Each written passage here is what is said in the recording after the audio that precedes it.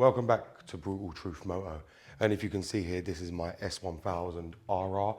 I actually have two of these, one in black and one in white, which is sitting over there. Now, this is the bike that changed the bike community as a whole.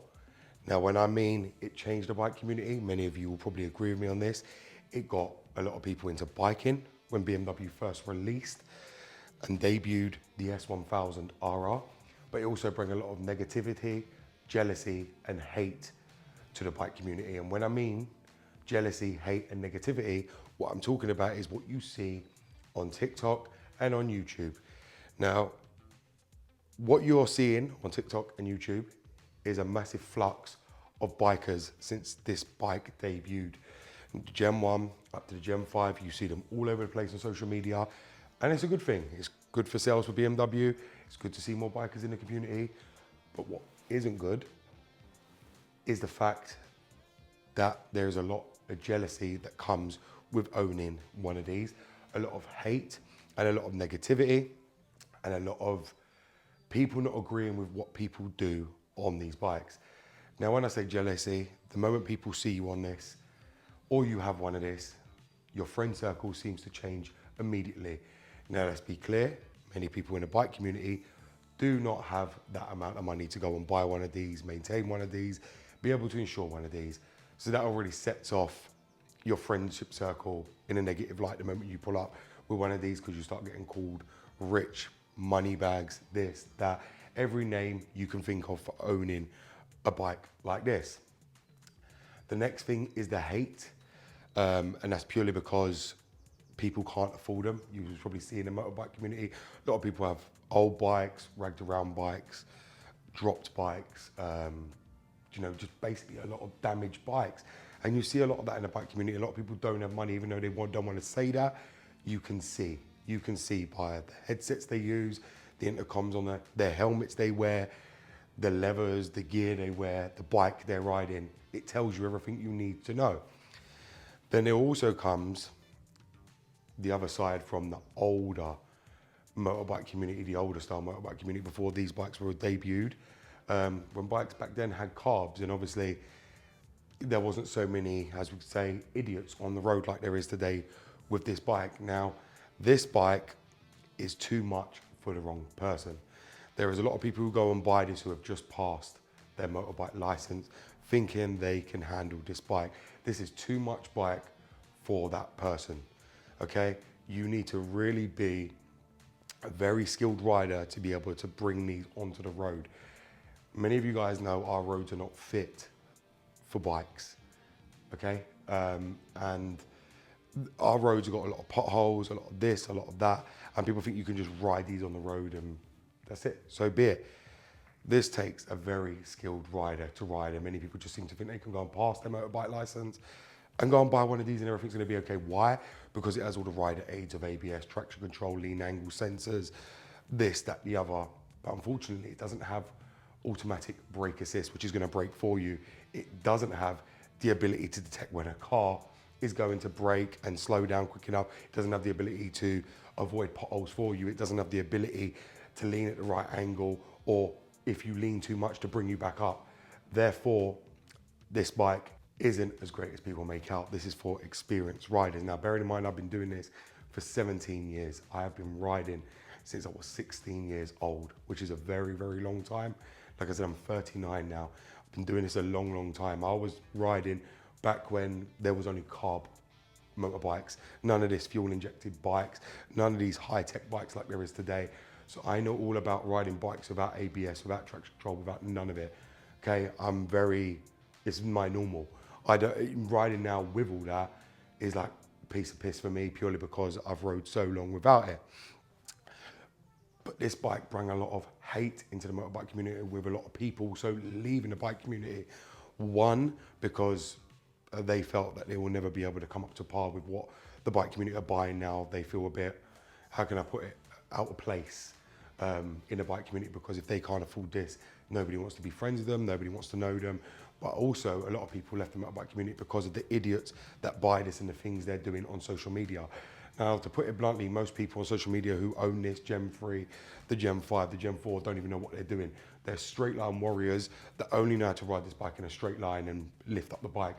Going around bends and taking this to its level, to its full maximum level, they have no idea how to use this bike. That is where they either come off or their life is ended.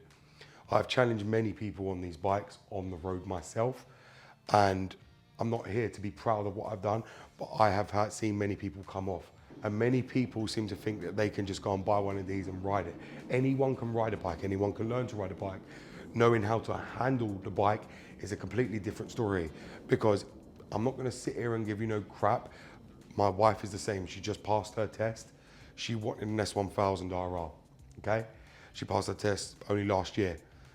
I went and bought her it, but she doesn't ride it to its full potential. She is scared of what she will not rev it out the way it's meant to be revved out. She is completely terrified of what this bike can do and how fast it comes up to speed. To the point, now she rides the Africa Twin. Now, I'm not sitting here knocking my wife, but I'm just telling you the truth. A lot of people do that. They buy these and don't ride them the way they're meant to be. That is very bad for the engine. This is why you see a lot of them with blown engines, holes in the blocks, everything you can name on these engines, purely because people do not know how to ride them. They thrash them from cold, which is a big no-no on any BMW car or bike. You do not thrash these engines from cold. They are high performance engines, and you need to let the oil come up to temperature before you even start revving it. You see a lot of these idiots on TikTok and YouTube where they're just starting it up and next thing revving the nuts out the bike. Big fat no-no as well. You do not do that. But yes, it completely changed and transformed the bike community in a good way and in a negative way. And like I said, a lot of the older guys have left the bike community completely, purely because of the people these bikes were attracted and what people were seeing on social media. Because as many of you guys know, today is all about image. It's all about your image and what you show on social media, how you look, how you portray. And by having this bike, people seem to think, oh no, don't mess with him, he's got an S1000. But I can almost tell you, most of them people on social media that own this do not know how to ride for shit. That's the God's honest truth. They do not know how to ride. They only know how to go in a straight line.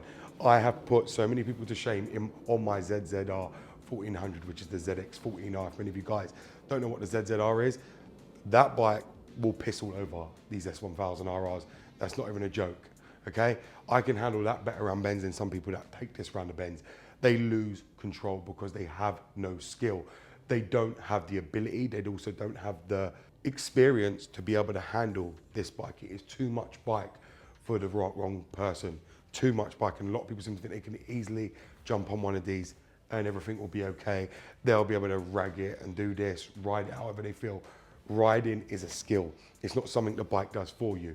Okay, there's a lot. If you want to be able to have something that does something for you, go and get a car with all the ADAS systems, blind spot assist, blind spot detection, brake assist, everything you need, lane assist. That is the thing for you. Bikes do not have that. There is some bikes that do, but these bikes do not. And that is where people mess up. That's why so many people are killed. They buy this bike for show, not because they want it. They buy it thinking they're going to grow on social media. And like I said, I own my one, but I'm a very, very skilled rider. I've been doing this for many, many years. I'm not new to the bike scene. Just because people think, oh yeah, I was doing cars. When I got bike, people seem to think I was new. I have been doing this for years, to the point when I show them my pictures of me when I was 16, 17 on R1s and things like that, they were in shock because I am not new to this. This is something I've been doing for many, many years. I have been riding for many, many years. A lot of people that go and buy this haven't. They will pass their test and get on it. And as I said, my wife is the same. She does not know how to ride this to its full potential, to the point I have to take it out to get ride it to its full potential, to clear out all the crap from just sitting there and doing nothing, because otherwise it won't get rid of them the way it should. These are high performance bikes and they need to be revved out. But my wife isn't too sure how to drop the gears, how to, you know, lower the speed quickly, where I am. Is something I've learned over the years, how to corner quickly and how to take the corners quickly. She isn't confident on doing that yet, which is why this bike sits more than it's ridden. And it's a shame, but this is what I'm trying to say. A lot of people who are unskilled want this bike thinking it's an easy bike to ride. It's only easy if you already know how to ride. It's not easy for somebody that doesn't know how to ride. So don't just go and buy this bike thinking, oh yeah, everyone says it's an easy bike to ride. It's easy for experienced riders. If you just pass your test or you're just starting getting into biking, this bike will kill you.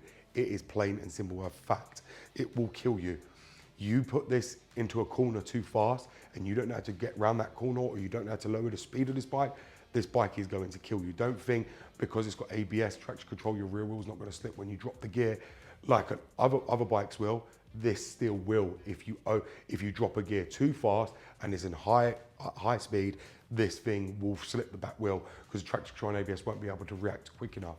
Please understand that. Yes, it's got race ABS, but it doesn't make it any safer than any other bike that doesn't have it. I've had Gixxers, K7 1000s without none of that. I've had every bike you can think of, and they take skill to ride because they have no ABS, no traction control, no nothing. They are just a pure 1000cc that will just dominate on the roads. And it takes a lot of skill. A lot of people seem to just jump on these and think they're the god's bollocks because they're on YouTube and TikTok showing you how to pop a wheelie, this, that. But as I said, if you look at most of them are on a straight line. Try and get them doing a video going around bends on it, and let's see what they can do, because they will come off. They have got no skill when it comes to going around bends. They are not experienced enough. That's all they can do. And that is the truth of it. This bike has changed the bike community in so many different ways possible. It's unreal. And I noticed that because my wife is on social media as well. And when we bought her this, there was a lot of jealousy. Same way there was with the Africa Twin. Same way there is with anything. If you've got more than somebody else in the bike community, that's how it is, unfortunately. In the car scene, it's not like that. Yes, you get a few of them, but it's nothing like the bike community, which is very, very toxic. If you've got more than somebody, then they all think you've got too much money, don't want to know you, you're too good for them, or this, that, the other. They don't want to know you. They want you to be on their level. Anything above them, they don't want to know you. And only one of these brings you up into a level that nobody wants to know you, unfortunately, because not everyone can go out and buy these. None of my bikes are financed, I might add as well, because I know many of you are going to probably jump on and saying all my bikes are financed. I don't do finance, never have and never will. And if you think I can finance 13 bikes and you think a finance company is going to touch me for 13 bikes, please let me know, because I know all my bikes are not financed. Many people from my other channel know none of my stuff is financed. All my cars are not financed, none of it. I own what I own purely because I've put in a lot of hard work and dedication. That's why I can own this. A lot of people in the bike community will never accept that because they're trying to make it and they don't see how I can afford this and they can't. But the content they're putting out is not relatable. It's relatable for the idiotic people, and the idiotic people are kids from 13 to 15. It does not relate to the grown people who actually know what they're doing on bikes and actually know how to ride. And this is the problem in the bike community. The bike community, they're attracting these minors and kids, making it look all cool riding this, and they're going to get these people killed because they're showing them the wrong things about riding. They're making the bike look fancy, look cool, dancing around it. Dancing around the bike is not cool, and that's not showing your true skill on the bike. I would love to see these guys going around bends at speed, going on a track, even going on a track there and show me what they're actually capable of. As I said, this is something I want to do. I want to take these bikes out. I want to do vlogs for you guys so I can show you exactly how I ride, because I will put a lot of these TikTokers and YouTubers to shame, because I've been doing this a long, long time. And even my Africa Twin, people say, oh, that's super heavy.